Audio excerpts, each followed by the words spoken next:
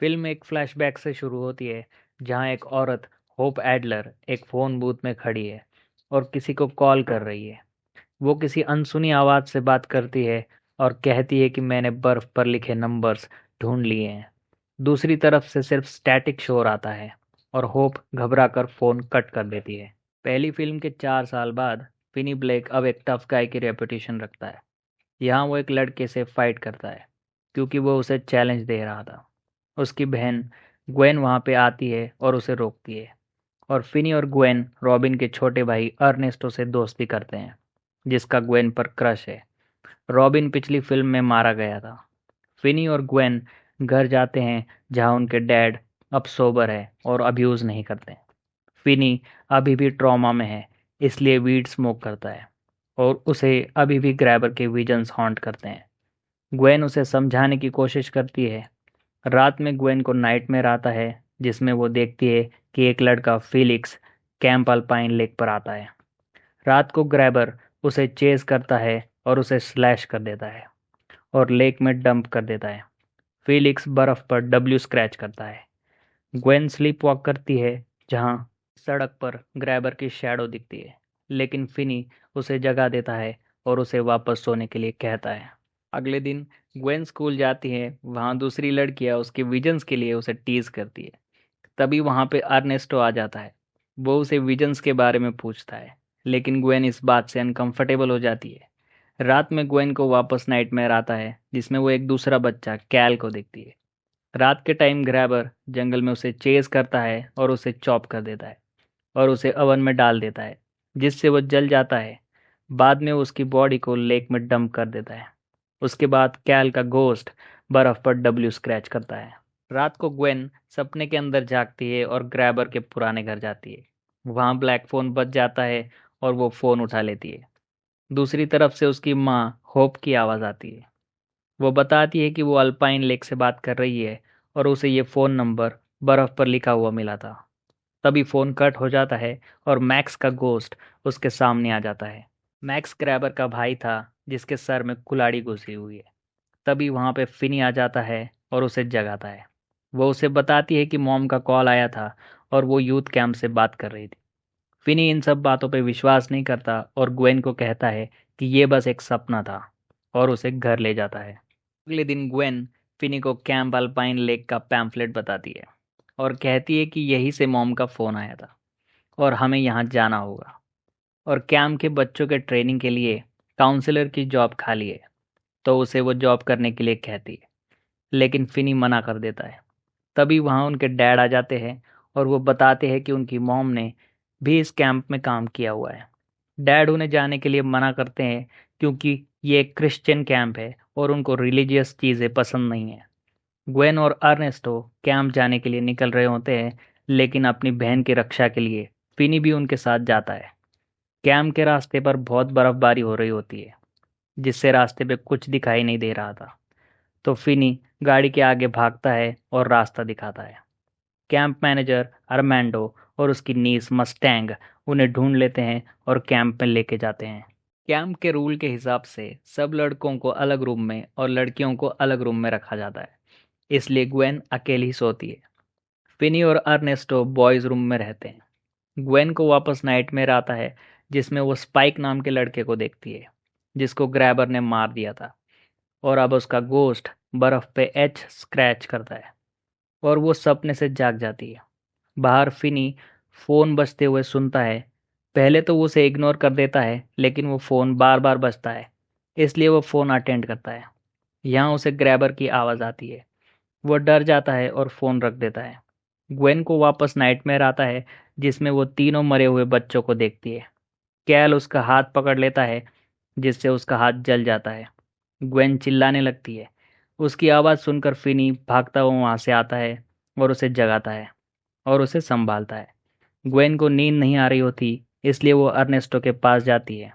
दोनों एक दूसरे के करीब आते हैं, लेकिन फिनी उन्हें इंटरप्ट कर देता है। अगले दिन तीनों ब्रेकफास्ट पर जाते हैं और अरमैंडो से मिलते हैं। वो तीनों से पूछता है कि वो सब यहाँ पे क्यों आए हैं। फिनी और ग्वेन बताते हैं कि उनकी मॉम यहाँ पे आई थी और 7 साल पहले वो गुजर गई। ग्वेन मॉम की फोटो दिखाती है जिससे वो उसे पहचान जाता है और कहता है कि इनका नाम स्टारलाइट था क्योंकि कैंप में जो काम करते थे उनका अलग नाम रखा जाता था। वो पूछता है कि तुम होप एडलर के बच्चे हो, और उसे अफसोस है कि वो अब इस दुनिया में नहीं रही। फिनी उन्हें बताता है कि मॉम ने खुदकुशी की थी। तभी बाहर का फ़ोन बजने लगता है और फिनी जाके फ़ोन उठाता है। फ़ोन से उन्हीं 3 बच्चों की आवाज़ आती है जिनको ग्रैबर ने मारा था, और तीनों के घोस्ट वहाँ पे आ जाते हैं। वो फ़ोन पे फिनी से मदद मांगते हैं। वो फ़ोन बूथ के बाहर खड़े हुए होते हैं, लेकिन फिनी उन्हें देख नहीं पाता। तीनों फ़ोन बूथ को ज़ोर-ज़ोर से पीटने लगते हैं और मदद मांगते हैं। फिनी डर जाता है और फ़ोन रख देता है। रात में ग्वेन वापस स्लीप वॉकिंग करती है और किचन में जाती है। दूसरी तरफ फिनी फ़ोन अटेंड करता है जहाँ ग्रैबर उसे डराने की कोशिश करता है। ग्रैबर फ़ोन बूथ के बाहर ही होता है, लेकिन फिनी उसे नहीं देख पाता। ग्रैबर उसे कहता है कि वो उसके भाई का बदला लेने आया है। फिनी ने उसके भाई को मार दिया और वो जिससे सबसे ज़्यादा प्यार करता था उसको छीन लिया। अब वो भी फिनी से वो जिससे सबसे ज़्यादा प्यार करता है उसे छीन लेगा और उसे बर्बाद कर देगा। तभी किचन में ग्रैबर आ जाता है और ग्वेन पर हमला कर देता है। अर्नेस्टो, मस्टैंग, बारबरा और केनेथ उसे बचाने की कोशिश करते हैं। ग्रैबर को सिर्फ ग्वेन देख सकती थी क्योंकि वो सपने में थी। उसकी चीखें सुनकर फिन भी किचन की तरफ भागता है। ग्रैबर ग्वेन को ओवन में फेंकने ही वाला होता है, लेकिन अर्नेस्टो और मस्टैंग उसे पकड़ लेते हैं। ग्रैबर उसे छोड़ देता है और वहां से चला जाता है। फिनी ग्वेन को होश में लाता है और अभी के लिए वो बच जाती है। सभी चर्च में इकट्ठा होते हैं और ग्वेन अपने विजन्स के बारे में अरमैंडो को बताती है। वो 3 बच्चों के बारे में बताती है और ये भी बताती है कि बच्चों ने बर्फ पर WBH लिखा था और किचन में हमला ग्रैबर नहीं किया था। तो अरमैंडो उसे तब की फोटो दिखाता है जब उसकी मॉम होप कैंप में आई थी और अरमैंडो कैंप में बावर्ची था। जब कैंप बंद हो गया तब उसने ये ज़मीन खरीद ली और वापस कैंप चालू कर दिया क्योंकि उसे उन मरे हुए बच्चों को ढूंढना था। तब से वो हर रोज़ उन बच्चों को ढूंढता है। फिनी उस फोटो में ग्रैबर को पहचान लेता है। आर्मैंडो बताता है कि ये वाइल्ड बिल है और वो मेंटेनेंस का काम करता था, और सब उसको वाइल्ड बिल हिकॉक बुलाते थे। ग्वेन को समझ आ जाता है जो मरे हुए बच्चों के घोस्ट बर्फ पर WBH लिख रहे थे उसका मतलब वाइल्ड बिल हिकॉक है और वही ग्रैबर है। वो पूछती है कि यहाँ ये सब अजीब चीज़ें कब से शुरू हुई है, तो वो बताता है कि शायद 1978 से। फिनी कहता है उसी साल उसने ग्रैबर को मारा था और अब उसकी आत्मा वापस यहाँ पे आ गई है, और उसकी आत्मा को उसने जिन 3 बच्चों को मारा था उनसे ताकत मिलती है क्योंकि उनकी आत्माओं को अभी तक शांति नहीं मिली है। ग्वेन कहती है हमें उन बच्चों को मुक्ति दिलानी होगी। उन तीनों बच्चों की लाश लेक के अंदर है और हमें उन्हें ढूंढना होगा। अगर वो तीनों बच्चों को मुक्ति दे देंगे तो ग्रैबर की ताकत खत्म हो जाएगी। मैंडो अपने ऑफिस जाता है और फेलिक्स, कैल और स्पाइक की फोटो देखता है। तभी ग्रैबर रेडियो से कांटेक्ट करने की कोशिश करता है और लाइट भी चली जाती है। अरमैंडो टॉर्च जलाता है और विंडो पे एक बर्फ का गोला ग्रैबर फेंकता है जिसमें ग्रैबर का मास्क जैसा इमेज क्रिएट होता है। ग्रैबर उसे कहता है कि वो उसे तड़पा तड़पा के मारेगा और उसे डराने की कोशिश करता है। अगले दिन सब लेक की तरफ बच्चों की लाश ढूंढने के लिए जाते हैं, लेकिन सुबह से शाम हो जाती है, उन्हें कुछ नहीं मिलता। ग्वेन रात को सो जाती है। फिनी और अर्नेस्टो ग्वेन की रखवाली के लिए वहीं रुकते हैं। ग्वेन सो जाती है और उसे अपने मॉम के विजन्स आते हैं जिसमें वो देखती है बिल को जो एक पेपर बॉय है। वो ग्रैबर का फर्स्ट विक्टिम था। होप अपने सपने में जागती है और रियलाइज करती है कि वाइल्ड बिल ही किलर है।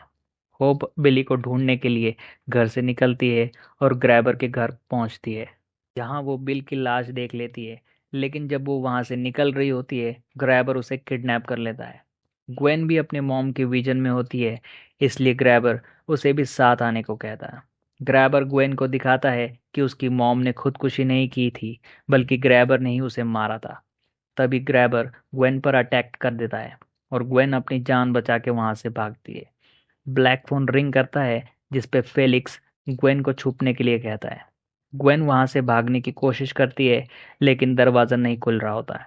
ग्रैबर कुल्हाड़ी से ग्वेन के हाथ पर घाव कर देता है जिससे उसे ब्लीडिंग होने लग जाती है, और दूसरी तरफ वो रियल में भी ब्लीड करने लग जाती है।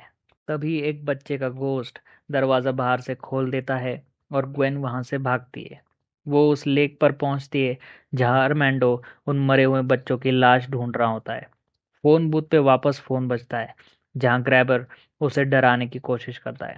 ग्रैबर अरमैंडो के पीछे आ जाता है और बर्फ तोड़ने लगता है। ग्वेन फोन बूथ के अंदर ट्रैप हो जाती है और अरमैंडो लेक में गिर जाता है। ग्रैबर फोन की वायर से ग्वेन का गला घोटने की कोशिश करता है।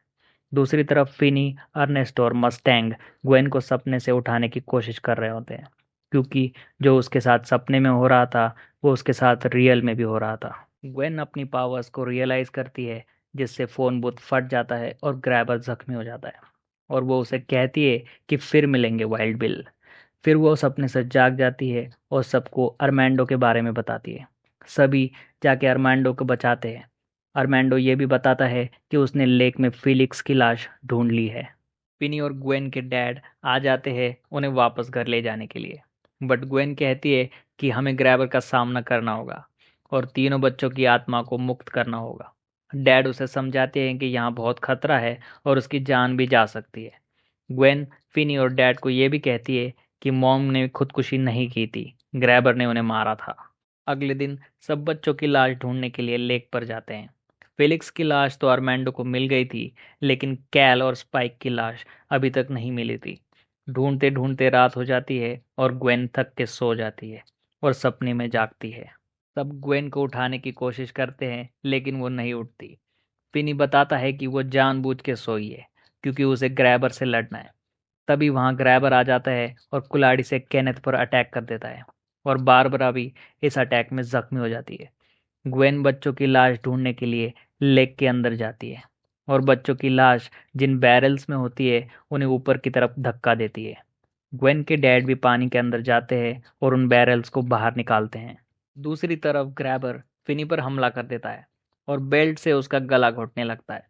फिनी उसे हालात मार के नीचे गिरा देता है और खुद को बचाता है।